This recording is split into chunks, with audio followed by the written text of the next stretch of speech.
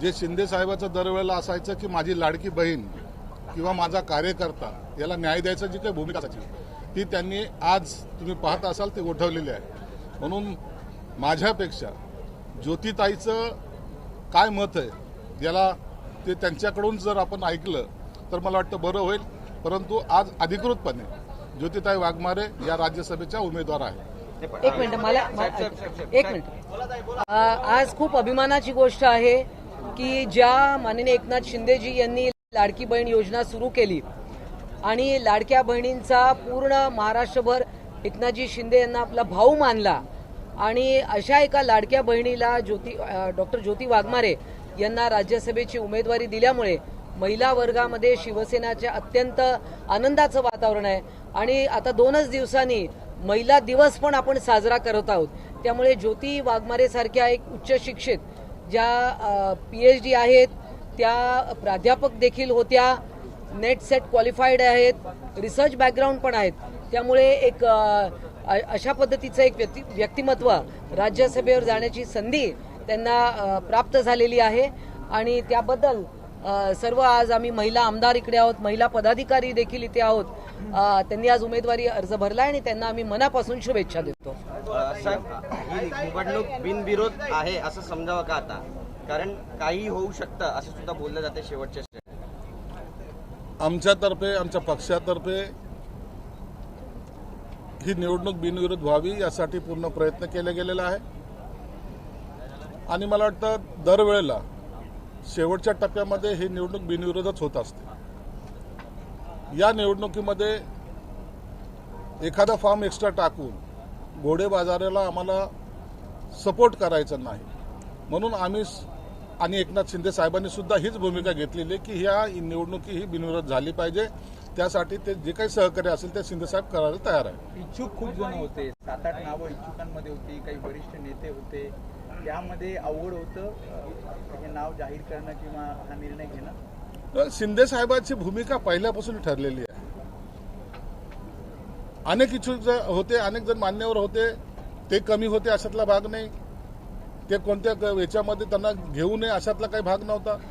परंतु याच्यातून निवड करताना आपण एक सर्वसामान्य महिलेला, जी सोलापूर सारख्या एका गल्लीतून आलेली महिला आहे, तिला आपण जर उमेदवारी दिली, जी तिने सुद्धा स्वप्नात पाहिली होती, तिला जर दिली आणि तिने जर प्रतिनिधित्व माझ्या पक्षाचं राज्यसभेमध्ये चांगलं केलं तर मला वाटतं याच्यासारखी अभिमानाची गोष्ट कोणती नाही। सर्वसामान्य महिलेला सुद्धा न्याय हा शिवसेनेत दिला जातो, ही भावना आज संपूर्ण महाराष्ट्रामध्ये गेलेली आहे। कोणतंही राजकीय बॅकग्राऊंड नाही, कोणताही तिच्या मागचं राजकीय नेता कोणता तिच्या मागे नाही। आमच्या पक्षात आली, एक सर्व सभा तिने गाजवल्यात आणि चांगले वक्ते म्हणून ती पुढे आलेली आहे। एक सुशिक्षित महिला आणि त्या तिने या महाराष्ट्राबरोबर पुन्हा पिंजून काढावं, या सगळ्या आमच्या महिला भगिनी आहेत, त्यांच्याबरोबर खांद्याला खांदा लावून काम करावं, ही त्याच्या मागची भूमिका आहे। ज्यावेळी जुन्या जाणत्यांना संधी मिळत नाही, सहजच आहे की त्यांची पण काहीतरी नाराजी असणार आहे, पण ही नाराजी त्यांची कशी दूर केली जाणार, कारण ते मला काही आश्वासनं दिली होती ती पूर्ण झाली। बघा, ह्या सगळ्या गोष्टी ज्या आहेत त्या इन कॅमेरा झालेल्या सगळ्या होत असतात, चर्चा होत असतात। शिंदे साहेबांवर काही स्वतःची मनातले काही खतखत असते ते व्यक्त करत असतात आणि शिंदे साहेब हे सर्वांना सांभाळून घेतात, असं कधीही झालेलं नाही।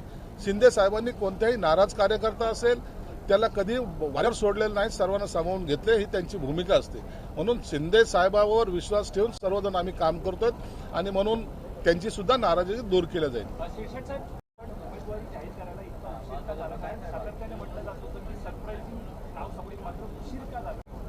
उशीर व्हायचं काही कारण नव्हतं। शिंदे साहेबांनी सगळेजण होत आहेत, सगळ्यांची नावं येतात, आपण थोडं उशीर झालं तर काय हरकत आहे, त्याच्यामध्ये कोणताही किंतु परंतु नव्हता, कोणताही अडचण नव्हती। शिंदे साहेब नाव जाहीर करायला मग काय होईल हा विचार शिंदे साहेबांनी कधीही केलेला नाही। म्हणून त्यांनी ऐन वेळेला त्यांची जी काही पद्धत आहे काम करण्याची, नेमक्या वेळेला नेमका विचार आणि नेमका निर्णय, हा शिंदे साहेबांचं वैशिष्ट्य आणि म्हणून त्यांनी नेमक्या वेळेला त्यांचं नाव जाहीर केलेलं आहे। प्रत्येक दसरा मेळाव्यामध्ये सगळ्यात चांगलं उत्कृष्ट भाषण कोणाचं असेल तर ते ज्योतिताई वाघमारे यांचं असेल, अशी चर्चा व्हायची। दुसऱ्या दिवशी न्यूजपेपरमध्ये त्याची बातमी सुद्धा व्हायची, त्यामुळे आता त्यांच्याकडे हे पद आलंय, आणखी जास्त आक्रमकपणे शिवसेना आपली भूमिका मांडेल। आता पक्षाची भूमिका हीच आहे की आता आम्ही तिला मानसिक बळ दिलेलं आहे, राजकीय बळ दिलेलं आहे। राज्यसभेचं सदस्य केलं. आता ज्याला पॉलिटिकल व्हील ज्याला म्हणतात ती आता त्यांच्यात निर्माण झालेली आहे. मला वाटतं आता ती सुसाट गाडी आमची बुलेटपेक्षाही जास्त स्पीडने महाराष्ट्रामध्ये जाईल. आज हमारा नेता, मुख्य नेता एकनाथ शिंदे साहब ने राज्यसभा के लिए डॉक्टर ज्योतिताई वाघमारे को उम्मीदवारी जाहिर की है. एक सर्वसामान्य महिला जो देहात से आती है, एक गांव खेड़े से आती है, उसको पहली बार ये सम्मान का पद देने की कोशिश शिंदे साहब ने की है, जिसका कोई भी पॉलिटिकल ग्राउंड नहीं है. कोई उसके घर में का या तो कोई खानदान में का, रिश्तेदार में का, कोई भी ये पॉलिटिक्स में नहीं था. खुद के क्वालिटी पे अपनी आगे आने की जो कोशिश उसने की है वो देखते हुए शिंदे साहब ने आज उनको राज्यसभा में जाने के द्वार खोले हैं. मुझे लगता है उनका हर भाषा पे जो कमांड है, इतना जो स्टडी है, वो जरूर काम आएगा और हमारे लिए, हमारे पक्ष के लिए भविष्य में वो पूरे महाराष्ट्र में घूम के महाराष्ट्र में और महिलाओं का संगठन बहुत मजबूती से आगे लाएगी. एक बात ये भी है कि कुछ नेता जो है वो नाराज भी सामने आ रहे हैं, इससे आखिर कैसे निपटेंगे पार्टी? देखो, ये उम्मीदवारी में बहुत सारे लोग मांगते रहते हैं. सभी कार्यकर्ता सब अच्छे हैं, किसी को नाम रखने की जगह नहीं है, लेकिन उनमें से किसी को जिन्होंने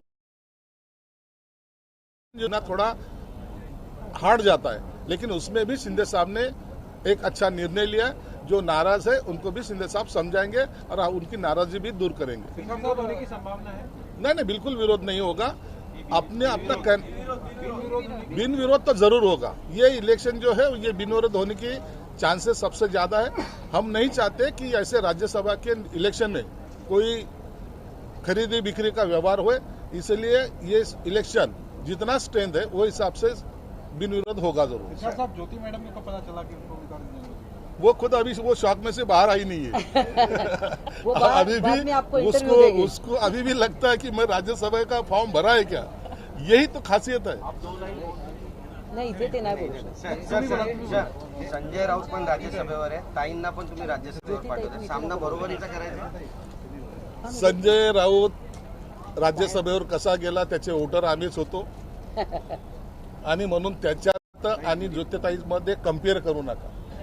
ही सर्वसामान्य महिला ज्या उंचीवर जाते याचा अभिमान आम्हाला सर्वांना आहे आणि तिचे वोटरही आम्हीच आहोत, म्हणून तिला आम्ही मनापासून शुभेच्छा देतो. राज्यसभेमध्ये सामना परत एकदा पाहायला मिळेल असं वाटतंय का? ज्योतिताई चालल्या आहेत राज्यसभेवर.